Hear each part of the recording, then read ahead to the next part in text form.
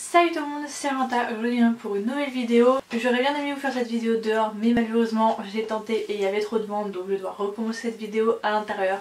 C'est pas grave, donc comme la dernière fois je vais vous faire un vlog de mon road trip cette fois au Québec et aux USA. Mais la partie d'aujourd'hui sera essentiellement centrée sur le Québec parce que je suis partie 9 jours et la dernière fois déjà je voulais faire une vidéo de 25 minutes alors que j'étais partie 4 jours, donc je me suis dit que si je racontais tout en une seule vidéo elle allait être beaucoup trop longue. Donc ça vous fera une petite vidéo détente pendant ce confinement où on va penser à autre chose. Si vous n'êtes pas au courant, je suis donc rentrée en France, c'est pour ça que je suis ici, que je n'ai plus le beau décor dans la neige comme la dernière fois. Du coup si vous voulez savoir pourquoi j'ai dû rentrer en France de façon très prématurée puisque je ne devais pas rentrer avant mai, je vous le mets dans le petit ici, donc ma vidéo sur le rapatriement.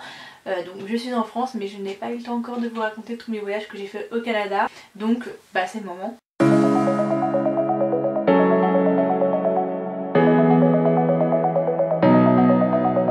Alors comme la dernière fois j'ai mon bullet avec mon programme de ce qu'on a fait au road trip pour ne pas oublier des choses. Ça fait déjà un mois presque que je suis partie. En fait on avait une semaine de relâche, ce qu'ils appellent ça comme ça, une semaine de vacances. On était censé travailler, c'était même une semaine d'études.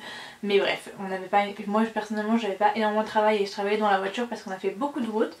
Donc on est parti de Moncton le vendredi 28 février et on a roulé jusqu'à Québec, donc en voiture.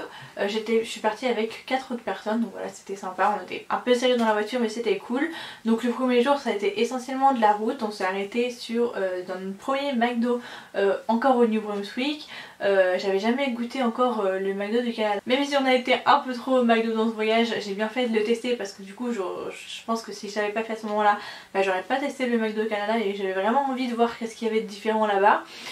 Il y avait donc des burgers au sirop d'érable, genre des burgers poulet au sirop d'érable et surtout de la poutine à la place des frites, enfin à la place des potatoes plutôt parce qu'il n'y a pas de potatoes.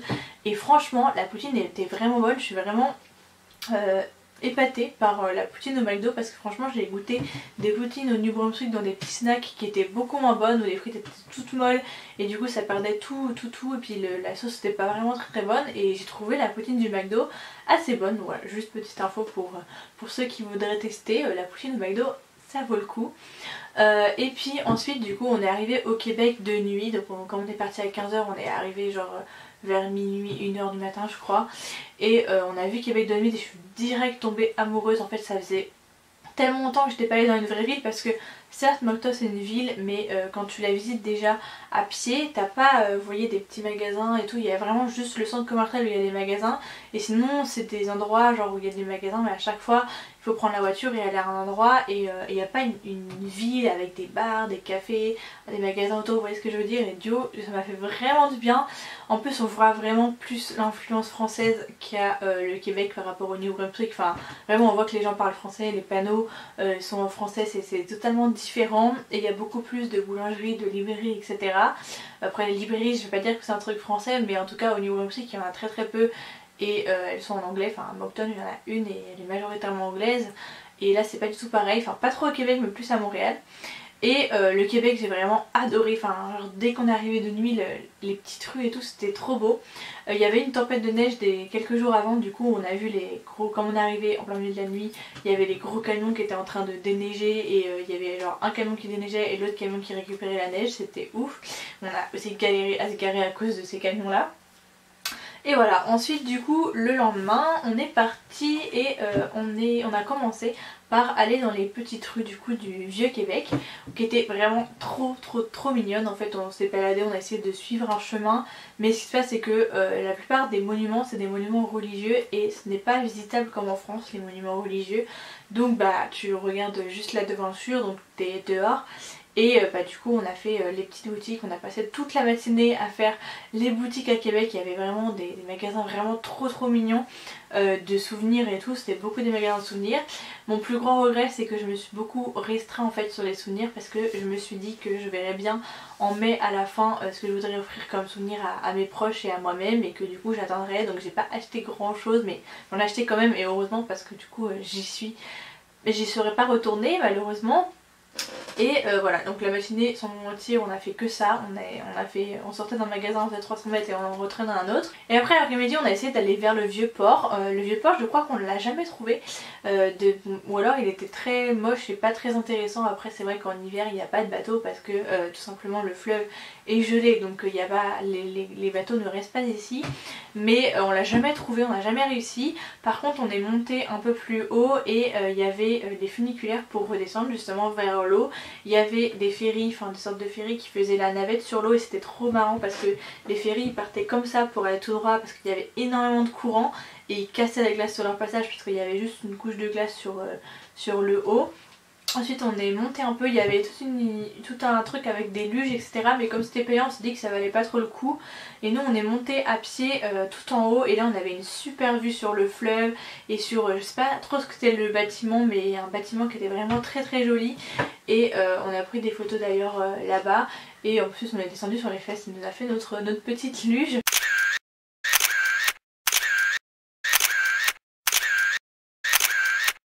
Et ensuite du coup on est descendu, donc là on peut descendre par le funiculaire mais comme nous on descendait on s'est dit qu'on allait prendre les escaliers. Et on a vu la petite, enfin je crois que c'est une autre partie du Vieux-Québec. Et là on n'a pas trop fait les magasins mais genre juste on s'est promené et ça faisait vraiment une ambiance de Noël. Enfin il y avait des sculptures de glace, il y avait encore des sapins avec des boules de Noël et tout. Il y avait vraiment les décos de Noël et comme il y avait eu de la neige récemment, il y en avait encore un peu par terre et tout ça et on avait tellement froid, on avait très froid. J'avais laissé mes gants de ski au fond d'une valise au fond de la voiture parce que je pensais que j'en aurais pas besoin pour la ville, parce que je me suis dit les gants de ski c'est cool genre en montagne et tout quand tu tombes, mais pour la ville j'ai pas en avoir besoin. Bah, j'ai dû me racheter des moufles parce que vraiment on avait très froid.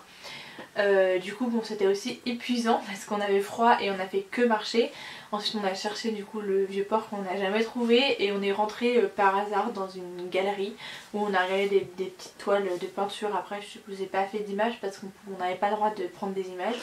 Et ensuite on s'est posé, on est retourné dans le vieux Québec du début du matin et on s'est posé dans une petite boulangerie café. Voilà c'était sympa, on avait été épuisés. Après cette journée où on a été fatigué, on a rejoint notre Airbnb. En fait on avait beaucoup d'amis qui partaient en road trip, des amis français de Moncton. Donc au premier soir on était tout seul, mais le deuxième soir à peu près tout le monde était au Québec. Du coup on a pris un Airbnb tous ensemble. Et du coup on est parti faire la fête dans un bar qui était plutôt du coup dans le jeune Québec, enfin dans la partie un peu plus dynamique on va dire, enfin un peu plus récente, que du coup on n'a pas du tout visité nous parce qu'on est vraiment resté dans le vieux Québec. Mais en tout cas le soir on était dans Airbnb dans cette partie là et on a été dans un bar qui était vraiment super cool, il y avait de la musique et tout, il y avait plein de gens, c'était trop bien. Et le lendemain du coup on est déjà parti de Québec, en fait on a fait vraiment qu'une journée à l'intérieur de Québec. Et on est allé voir les chutes de Montmorency. Alors on pensait vraiment qu'on allait pouvoir faire une rando. Finalement pratiquement tout était fermé parce que c'était en hiver et qu'il y avait énormément de neige. Et fallait payer juste pour faire un petit endroit qu'on trouvait pas trop l'intérêt de faire parce que en gros on a pu monter, voir la cascade, monter sur le pont et tout ça. Il y avait une tyrolienne devant la cascade, de jour que si on avait été en été et qu'elle aurait été ouverte ça devait être trop bien. Franchement j'aurais trop aimé faire cette tyrolienne, ça a l'air ouf. La cascade elle est immense, c'était magnifique. Vas-y. Non mais je suis là.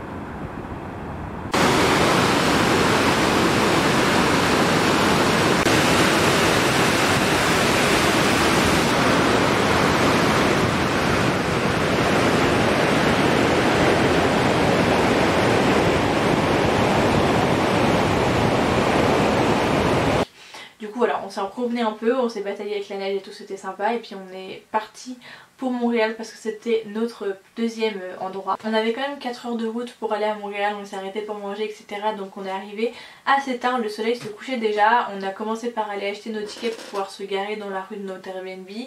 Et on est allé voir la vue de Montréal qui s'appelle la vue Mont-Royal. Donc on avait pu monter un peu en voiture en haut d'une montagne et on voyait toute la vue de Montréal.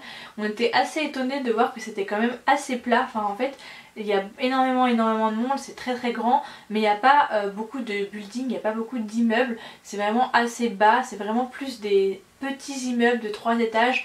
Et ensuite on est rentré dans le Airbnb et je crois qu'on est ressorti dans un bar C'était un bar où il y avait des danses et tout, c'était vraiment sympa. Après on était dimanche soir et en fait on s'est rendu compte en étant là-bas que ils n'avaient pas du tout la même semaine de relâche que nous, les gens de Montréal, enfin les gens du Québec. Et donc en fait les gens n'étaient pas en vacances et du coup les gens forcément ne sortaient pas le dimanche soir ni le lundi soir le lendemain. Et le lendemain on a commencé nos petites visites historiques et nos visites culturelles. On est parti d'abord au château de Ramsay. Alors le château de Ramsay, on a été au début un peu déçus en le voyant parce que vraiment c'était minuscule et on me disait mais ouais c'est un château ça. Enfin, quand on a l'habitude des châteaux en France on était mais qu'est-ce qui se passe, c'est vraiment un minuscule château, genre c'est une maison de noble, vous voyez, ça fait pas vraiment château. Et en fait c'était vraiment cool, disons que le bâtiment n'avait pas vraiment d'importance, enfin il y avait pour la visite, c'était pas le bâtiment qui était important. Disons que c'est l'histoire du bâtiment qui a vécu, qui va avec l'histoire de la création de Montréal, des nobles de Montréal, etc. Mais c'est pas le bâtisse en tant que tel, parce que ça avait vraiment juste une petite maison de nobles. Et à l'intérieur, tous les murs d'origine ne sont plus là. Et il y a juste dans une seule pièce où on a encore les murs qui sont tapissés de bois avec les miroirs dans les murs, etc. Mais dans tout le reste du château, les murs c'est juste des murs qui sont peints genre en rouge, en violet, vous voyez, c'est juste des murs normaux. Et en fait ce qui est intéressant c'est que dans le château on peut écouter l'histoire du château, donc il y a des vocaux dans chaque pièce. Et dans chaque pièce du coup il y a des éléments de musée quoi, donc des peintures, des trucs, des objets qui ont servi dans le château, etc. Donc il était vraiment intéressant niveau historique, niveau culture. On a tout écouté les vocaux, en plus on était tout seuls, parce que comme je vous ai dit c'était pas les vacances chez eux, donc en fait il y avait personne. Après le midi on est allé manger une poutine à la banquise, genre, tout le monde nous avait dit de faire ça, on nous avait dit que à Montréal il fallait absolument aller manger une poutine à la banquise. Et franchement je vois pourquoi tout le monde nous a dit ça, c'était vraiment délicieux. Si jamais vous y allez, prenez la petite poutine parce que franchement on avait très faim, on est arrivé un peu en retard et tout ça. Enfin on a mis du temps à y aller, il était genre 13h 14h et on avait vraiment très faim et on s'est dit qu'on allait pouvoir en manger une grosse. Finalement tout le monde a pris la petite et personne n'a regretté d'avoir pris la petite parce que tout le monde a eu beaucoup de mal à la finir et elle nous est restée sur l'estomac toute l'après-midi. Donc au début quand on la voit on a l'impression que c'est pas immense, mais c'est immense, je peux vous le jurer. Et moi forcément j'ai vu savoyarde dans le menu, j'ai pris la savoyarde. C'est trop bizarre, ça avait pas vraiment le goût de savoyarde comme en France dans les restos quand vous avez des trucs savoyards. C'était pas du fromage à raclette ou quoi, c'était vraiment plus une poutine à la carbo. Et c'était vraiment très bon. Et vraiment j'ai goûté les poutines de mes copines, je sais plus ce qu'ils avaient pris mais vraiment elles étaient toutes très bonnes. Donc on s'est régalé. On a goûté des cidres, non c'était pas des cidres d'ailleurs, je crois que c'était juste du sirop ou du soda qu'on n'avait pas l'habitude de goûter et tout ça. Et c'était vraiment trop bon, c'était un trop chouette moment. Et l'après-midi il pleuvait malheureusement, donc on a décidé d'aller faire les magasins dans les souterrains parce que on dit un peu que Montréal c'est la ville souterraine, mais je trouve moi que c'est un peu comme Paris. Enfin, évidemment il y a des métros, on avait pris une carte de métro et on l'a énormément rentabilisé parce qu'on a beaucoup bougé. Et dans les métros il y a des magasins, mais vous voyez ça fait un peu comme Châtelet-Léal et je trouvais ça quand même beaucoup plus petit. Alors ça dépend où, dans le quartier des arts c'était assez grand quand même, mais là où on est allé au début. Et ensuite on allait faire des friperies parce que les amis avec qui j'étais avaient très envie d'aller faire des friperies. Donc voilà, c'était sympa aussi, on a eu du mal à les trouver. Je suis pas sûre qu'on trouvait les meilleures friperies de Montréal, mais en tout cas on s'est baladé un peu, on a essayé d'éviter la pluie et voilà, c'était cool. Ensuite le lendemain, et on arrive déjà à la fin de cette vidéo parce que c'était le dernier jour à Montréal, on est parti au vieux port de Montréal et au vieux Montréal du coup comme à Québec en fait. Mais en France c'est un peu ça aussi, à chaque fois que vous visitez une ville il faut aller voir le vieux port quand la ville est portuaire et le vieux de la ville, la vieille ville. Et du coup voilà, c'était super sympa. Du coup le matin on est arrivé au vieux port. C'est vrai qu'il y a beaucoup moins d'activités l'hiver et du coup il n'y avait pas énormément de touristes, contrairement au Québec où on a rencontré beaucoup de touristes partout où on est allé. Et on allait au vieux port, il y avait la grande roue, je sais pas si elle fonctionnait mais de toute façon on l'a pas fait. Il y avait également un bateau en fait sur la terre avec les mastes et une accrobranche, et il y avait aussi une tyrolienne. Je sais pas ce que c'est avec les tyroliennes au Canada, mais franchement je vois pas trop l'intérêt de la tyrolienne de Montréal, surtout que vu mon guide je crois que c'était 40$ pour faire la tyrolienne. Elle était évidemment fermée tout comme l'accrobranche étant donné que c'est l'hiver, mais enfin là c'est vraiment au milieu de la grande roue, l'accrobranche, la patinoire et je vois pas trop l'intérêt de faire une tyrolienne ici. Par contre l'acrobranche ça avait l'air vraiment stylé, je m'étais vraiment dit que j'y retournerais en mai, mais malheureusement je n'y retournerai pas, peut-être un autre jour dans ma vie, mais bon en tout cas pas tout de suite. Et voilà, c'était assez cool. Ensuite du coup on s'est promené, on devait rejoindre nos amis parce qu'en fait on se séparait le matin parce qu'il y en avait qui voulaient dormir et d'autres non. Et on a décidé de se rejoindre le quartier des arts et nous on a voulu y aller à pied, comme ça on voyait un peu les rues de Montréal. Du coup on est passé par les rues du vieux Montréal et on a eu la chance que ce matin-là il faisait très beau parce que pendant tout le voyage, enfin surtout à Montréal, il a plu. C'était pas cool, surtout qu'on n'avait pas trop vu la pluie depuis le début de notre voyage au Canada, qu'il avait neigé la semaine d'avant. Et du coup à chaque fois qu'on se déplaçait dans Montréal c'était soit des grosses plaques de glace, soit des grosses flaques d'eau et c'était assez galère. Heureusement qu'on avait nos bottes de neige. Et du coup voilà, après on est remonté du coup pour aller vers le quartier des arts, donc on est passé dans le quartier chinois. Et dans le quartier des arts on a voulu voir des choses mais il n'y avait rien, où tout était fermé, où on n'arrivait pas à trouver où c'était. On a trouvé un grand hangar qui était écrit sur le guide et tout, qu'il fallait aller voir, qu'il y avait plein de trucs d'art et tout. En fait c'était beaucoup des activités genre la danse et tout, enfin on n'allait pas participer à une activité, enfin... C'était un peu étrange, on était tout seul dans le hangar, on a juste vu une petite boutique de jeux de société qui était vraiment très sympa, on a parlé longtemps avec les gars qui étaient là.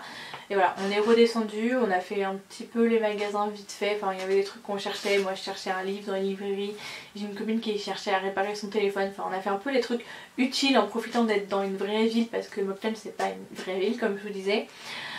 Et voilà, et ensuite du coup on s'est posé dans le souterrain du quartier des arts.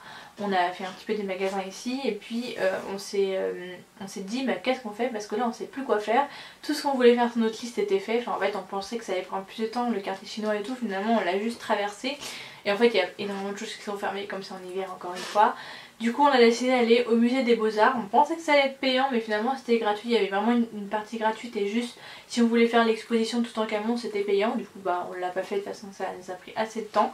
C'est assez étrange de faire le musée des beaux-arts à Montréal parce que c'était vraiment de l'art français en fait, enfin je sais pas comment dire mais il n'y avait pas que des français évidemment, mais c'est la même chose qu'on voit dans le musée des beaux-arts à Nantes ou enfin n'importe où en France, mais évidemment pas les mêmes œuvres mais les mêmes auteurs ou parfois les mêmes œuvres. Et par exemple il y avait le tableau de Louis XIV que j'ai déjà vu dans mes manuels d'histoire et je trouve ça assez marrant qu'il soit ici à Montréal. Enfin évidemment c'est des dynamiques de qui a acheté l'œuvre etc, mais je trouve ça marrant de le voir là.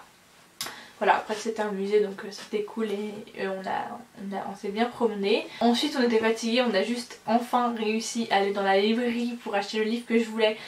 J'ai dû le trouver dans la plus grande librairie de Montréal et je suis rentrée en France 2 semaines après. C'était pour un exposé que je n'ai toujours pas fini, donc j'aurais pu l'acheter en France en même temps. J'ai bien fait parce que ici tout est fermé, donc heureusement que je l'ai déjà. Mais bon, j'étais contente d'avoir mon livre, vraiment j'ai passé tout mon voyage à vouloir absolument trouver une librairie pour trouver ce livre. Donc j'étais contente de l'avoir trouvé. Voilà, du coup j'ai raconté tout ce qu'on a fait à Québec et à Montréal. Après on a refait encore une journée dans la province du Québec, mais je vous la raconterai la prochaine fois, sinon ça va faire beaucoup trop pour cette vidéo. J'espère que ça vous aura plu, j'espère que vous aurez aimé partager un peu les images de mon voyage, mes photos etc. N'hésitez pas à me poser des questions si vous en avez, n'hésitez pas à me suivre sur Instagram là où je poste encore des photos de ce voyage là. Un petit like et puis on se dit à la prochaine.